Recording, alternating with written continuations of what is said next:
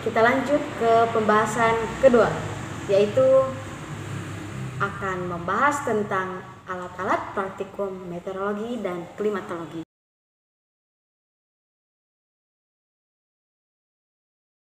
Yang pertama ada antinograf bimetal, berfungsi sebagai alat pengukur pencatat secara otomatis intensitas radiasi matahari. Nah, satuannya meter kuadrat. Cara penempatan: letakkan antinograf pada permukaan tanah dengan rata-rata kurang lebih 150 cm dan kalian bisa baca cara penempatannya di sini.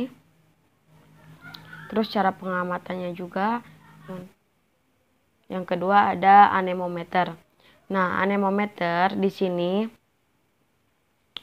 berfungsi sebagai pencatat arah dan kecepatan angin sesaat. Satuannya itu adalah arah angin. Keterangan yang dimaksud adalah suatu arah angin yang mana berhembus. Cara penempatannya ada juga di sini. Terus ini adalah anemometer. Yang ketiga ada cambel stokis. Nah, cambel stokis ini berfungsi mencatat lamanya penyinaran matahari. Satuannya watt per meter kuadrat. Cara pengamatannya ada di sini, bisa dilihat. Dan juga di sini ada gambarnya. Yang keempat ada cup counter 6 meter. Nah, cup counter 6 meter itu berfungsi untuk melihat perbedaan angin yang ada. Satuannya M per S. Cara kerjanya di sini sangatlah sedikit ya. Di sini ada juga cara kerjanya. Nah, ini gambarnya. Jadi, si baling-baling yang di atas itu akan berputar jika angin bertiup. Yang kelima ada bola basah dan bola kering. Nah, bola basah dan bola kering ini berfungsi untuk mengukur kelembaban nisbi udara. Jadi berfungsi untuk mengukur kelembaban udara gitu kan. Satuannya derajat Celcius. Cara penempatannya ada di sini. Nah, jika suhu naiknya maka air raksa dalam bola tersebut akan naik juga. Terus biasa diletakkan di ruangan terbuka. Nah, di sini juga ada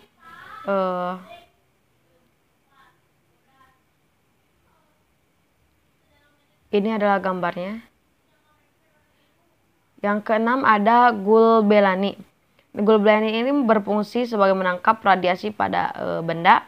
Satuannya kalori cm per cm kuadrat.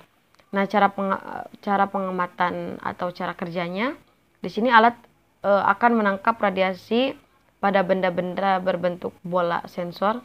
Nah, panas yang akan timbul menguapkan zat air dalam bola tersebut.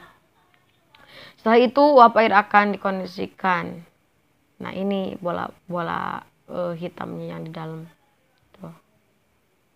Yang ketujuh ada cup counter anemometer.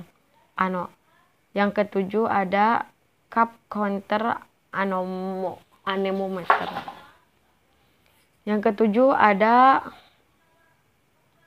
cup counter anemometer. Nah, cup counter anemometer ini berfungsi sebagai alat ukur kecepatan angin rata-rata harian. Jadi di sini ini untuk mengukur angin harian. Nah, cara kerjanya juga di sini ada prinsip kerja gerakan speedometer sepeda motor dalam satuan kilometer. Ini adalah gambar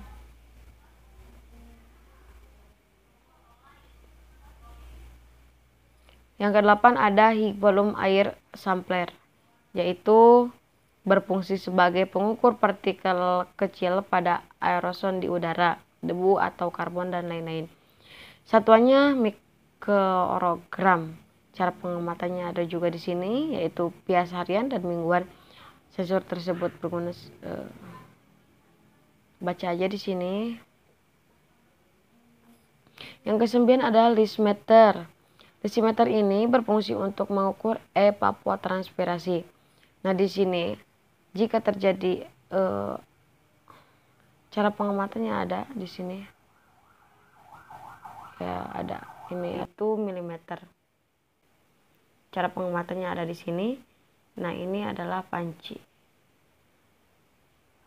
Nah, ini adalah gambarnya, gambar panci tersebut. Yang ke-11 ada penangkar hujan otomatis, yaitu berfungsi sebagai pencatat intensitas curah hujan atau tingkat ketebalannya. Cara pengamatannya juga ada di sini. Nah, ini ada cara pengamatan. Ini gambarnya. Yang ke-12 ada penangkar hujan atau observasi, berfungsi sebagai pengukur curah hujan. Nah, ini yang berfungsi sebagai pengukur curah hujan.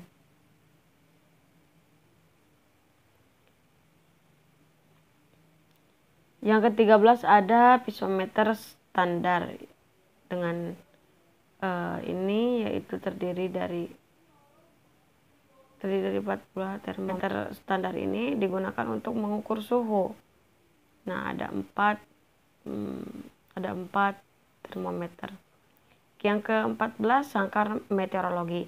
Nah, berfungsi sebagai tempat meletakkan peralatan meteorologi. Oh, ini ada sangkar, ini tempat peralatan penyimpanan. Yang ke-15 ada hawkwell dan stairwell. Nah, berfungsi sebagai alat ukur perubahan tinggi perubahan air dalam panci. Alat ini berupa batang berskala dan sebuah skrup bulir yang berada pada batang tersebut yang digunakan untuk mengukur letak ujung jarum pada permukaan air. Nah, ini jadi ujung jarumnya itu diletakkan pada permukaan air. Ke-16 ada termometer apung maksimum dan minimum. Termometer ini berfungsi mencatat suhu maksimum dan minimum air yang terjadi selama 24 jam. Ya, ini cuma diletakkan saja ya cara penempatannya. Yang ke-17 ada termometer tanah gundul. Di sini berfungsi sebagai suhu tanah gundul. Nah, satuannya derajat Celcius. Jadi ya alat ini digunakan untuk mengukur tanah yang gundul dengan kedalaman yang berbeda-beda. Yang ke-18 ada termometer tanah berumput. Beda halnya sama yang di atas yang tidak berumput, ini sebaliknya pengukur suhu tanah berumput. Hampir sama tapi ya beda. Yang ke-19 ada termometer minimum rumput. Berfungsi sebagai untuk pengukur suhu terendah atau minimum rumput pada suatu periode pengamatan. Nah, caranya ada di sini. Cara pengamatannya.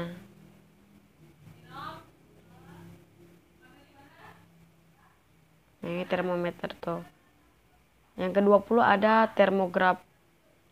Di sini berfungsi sebagai yang ke-20 ada termograf yang berfungsi sebagai pencatat suhu udara dan kelembaban udara. Nah, satuannya ada derajat Celcius dan persentase. Cara pengamatannya ada di sini. Cara pengamatan ada di sini. Terus, nah ini adalah gambarnya. Ini adalah gambarnya.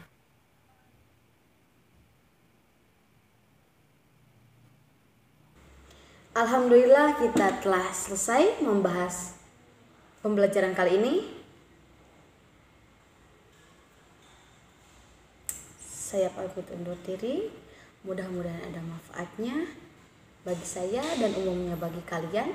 Wassalamualaikum warahmatullahi wabarakatuh.